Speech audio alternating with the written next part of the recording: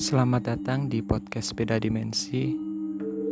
Kali ini aku ingin menceritakan kepada kalian tentang pengalaman mistis pribadiku yang terjadi di tahun 2013. Saat itu, aku masih duduk di bangku SMA. Percaya nggak kalian bahwa mereka makhluk gaib bisa berinteraksi dengan kita melalui sebuah mimpi? Hal ini benar-benar terjadi padaku. Saat itu kebetulan aku tergabung dalam anggota OSIS, dan hari itu ada sebuah kegiatan yang mengharuskanku pulang malam. Kejadian itu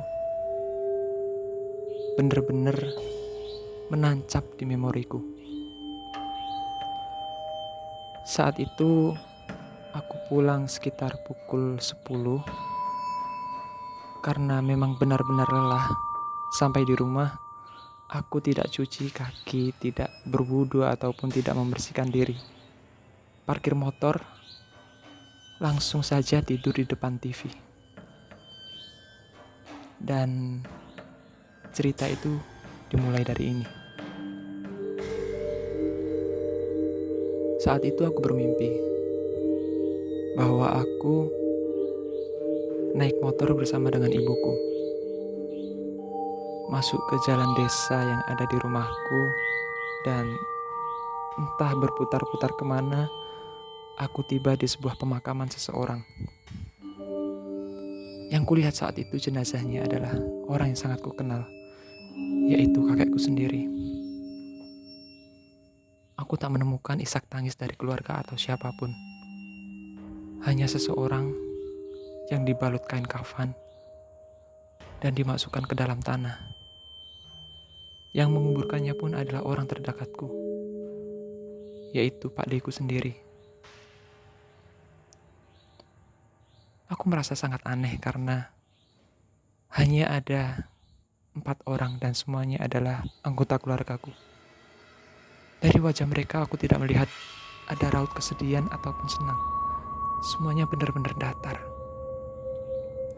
Dan aku sangat canggung. Kenapa?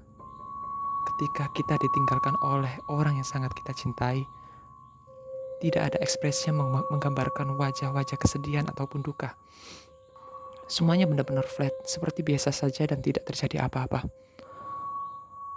Dan kemudian proses pemakaman selesai,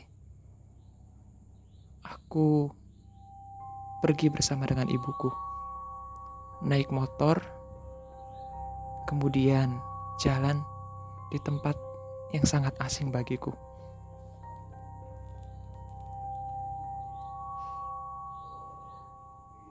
Kami berputar-putar ke sawah di atas motor,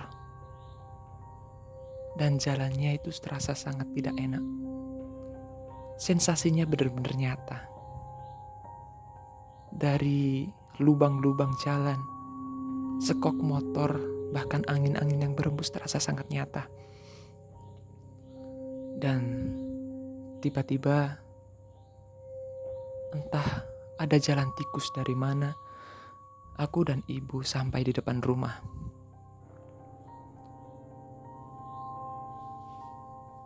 Aku mengatakan kepada ibu, "Bu, kita sudah sampai. Ayo turun." Dan tingkah aneh dari ibuku mulai terlihat. Ibu benar-benar diam dan tidak mau turun. Aku bilang sekali lagi pada ibu, "Bu, ayo turun. Kita sudah sampai." Ibuku mulai ada tingkah aneh. Seperti aku tidak mengenalnya. Aku lihat dari spion, wajahnya benar-benar adalah wajah ibuku. Kemudian ibuku memelukku dengan erat. Erat sekali sehingga aku tidak bisa melepaskannya. Tanganku benar-benar tidak bisa digerakkan karena pelukan ibuku. Aku terkunci. Dan kalian tahu apa yang dikatakan oleh ibuku. Saat itu aku benar-benar mengingat kata-kata yang diucapkan oleh ibuku.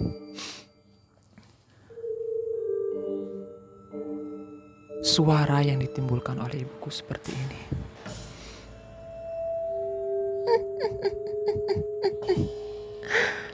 Balikin aku nak jembatan. Balikin aku nak jembatan. Balikin aku nak jembatan. Dan tiba-tiba seluruh tubuhku pun merinding. Aku merasa dia bukanlah ibuku. Bener-bener bukan ibuku. Suaranya pun juga bukan suara ibuku, tapi memakai wajah ibuku. Bu, ayo turun. Bu, ayo turun bu, udah sampai. Balikin aku ke jembatan. Balikin aku ke jembatan. Aku tidak bisa berpikir secara logis. Aku hanya deg-degan. Dan aku ingat pesan ibuku di dunia nyata. Jika bertemu dengan mereka ataupun merasa tidak enak, bacakan ayat kursi. Dan di sini aku merasakan efek yang besar dari ayat kursi. Aku membacakannya. Untuk pertama kalinya aku baca ayat kursi yang pertama. Pelukan ibuku yang semula erat terasa meregang. Tidak melepas, namun kekuatan pelukannya mulai berkurang. Aku merasa memiliki kesempatan untuk melepaskan tangan. Dan benar saja, tangan kananku bisa kulepas. Entah sifat kejam apa yang kumiliki, aku benar-benar tega untuk memegang kepala ibuku. Kemudian aku membacakan ayat kursi yang kedua. Dan kalian tahu apa yang terjadi kepada ibuku? Dia semakin berontak. Balikin aku ke jembatan. Balikin aku ke jembatan. Ibuku terus meronta seperti itu. Dan aku menyaksikan dengan mata kepalaku sendiri bahwa kulit dari ibuku mulai mengkerut. Benar-benar mengkerut seperti tidak memiliki daging. Kemudian aku pun malah semakin menjadi-jadi. Kubacakan ayat kursi yang ketiga. Ibuku terdiam dan hanya suara erangan yang kudengarkan.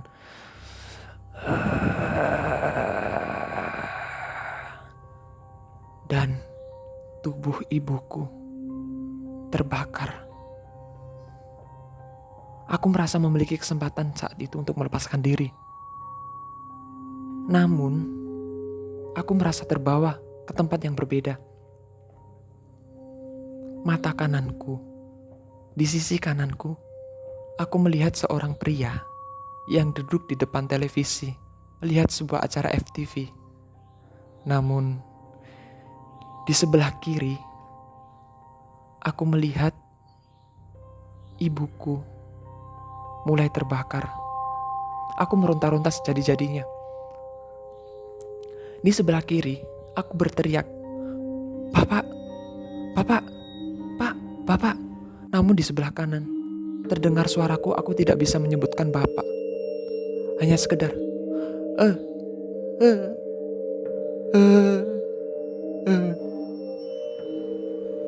Dan saat itu, sepertinya Bapak merespon apa yang kulakukan. Tiba-tiba, Bapak memukul kakiku. Keras sekali memukulnya. Dak! Dan aku mulai mendapatkan kesadaranku.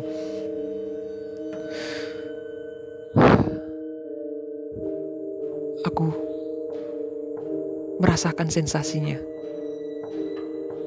Yang ada di mimpiku serasa nyata kulakukan. Bener-bener nyata. Namun semua itu hanyalah mimpi.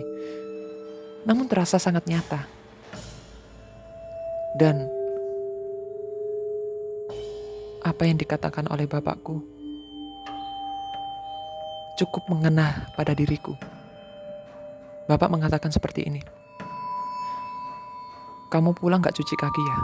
Kamu gak mandi? Dan aku hanya tertawa sinis.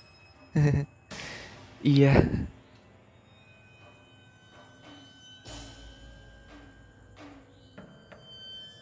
Dan karena saat itu aku benar-benar mengingat bahwa pentingnya membersihkan diri, bersuci, ketika kita habis dari mana-mana. Mungkin maksud orang Jawa-Jawa dulu tentang sebuah mitos bahwa ketika habis berpergian harus mencuci kaki.